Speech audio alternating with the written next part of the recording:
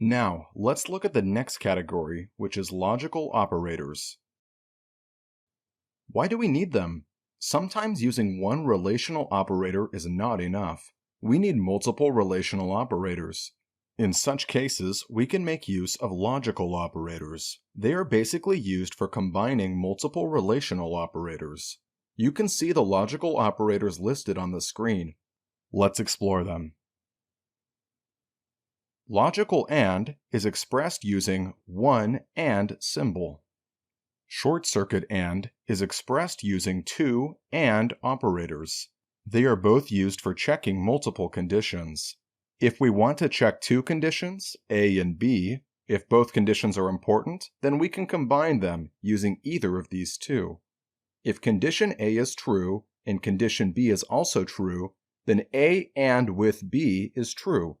If any of the conditions is false, then A AND with B gives false. So, AND evaluates to true if both conditions are true. Otherwise, it gives false. This behavior is the same for both of these, hence they are similar. Okay, we now know that if we have to check two conditions and both are important, we'll use AND. But which AND? Logical or short circuit one? For this, let's find out what's the difference between them. So, the only difference is, if the result of multiple conditions is evident by checking only few conditions, then the short circuit AND does not evaluate the remaining conditions, it skips them. Whereas in logical AND, if the result is evident by checking few conditions, it will still check the remaining conditions. Waste of time, right?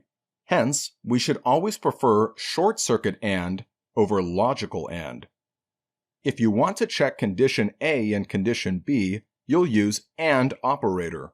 Like, if you want to make sure that the age of an employee should be over 18 and below 60, you want both conditions to be satisfied. In such cases, you'll use AND, short circuit AND preferably. Got it?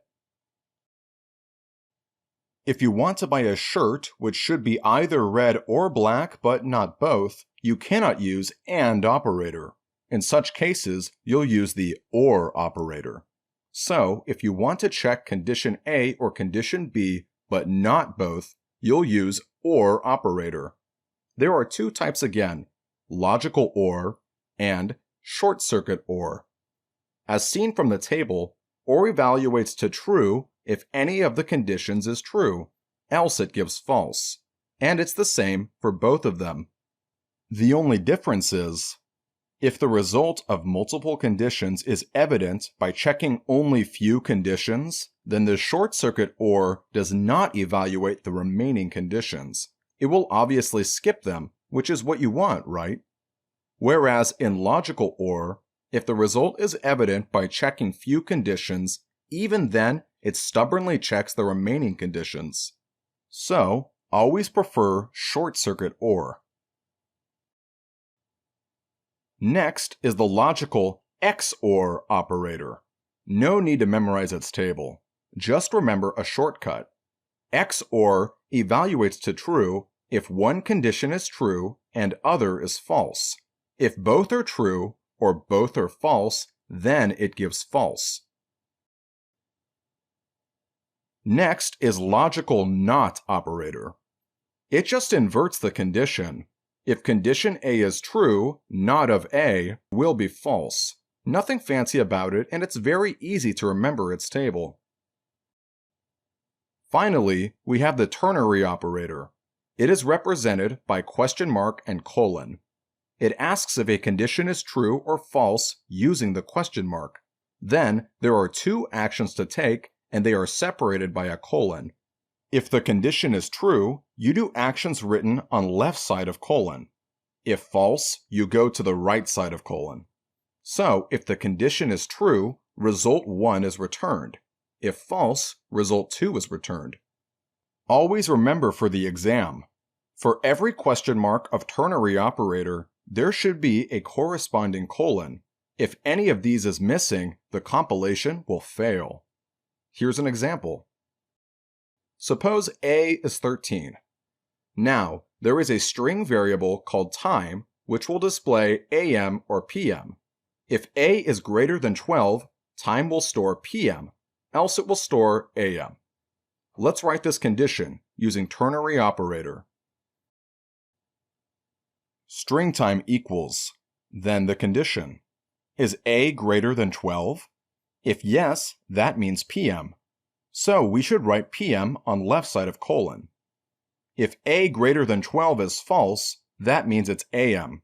So you write AM on right side of colon. When we print time, we get the output PM. Why? Because if the condition is true, the value before the colon, that is result 1, which in this case is PM, will be returned.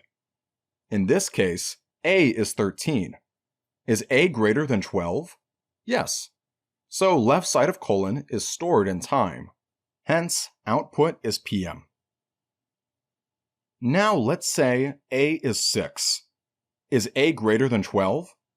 Is 6 greater than 12? No. So, value written on the right side of colon is stored in time. Hence, output is AM. So, to summarize, we have the logical AND, OR, XOR, then two short circuit ones, logical NOT, and a ternary operator. And there you have it. That's the end of the lecture. Get ready for some tricky questions in the next video. Thank you.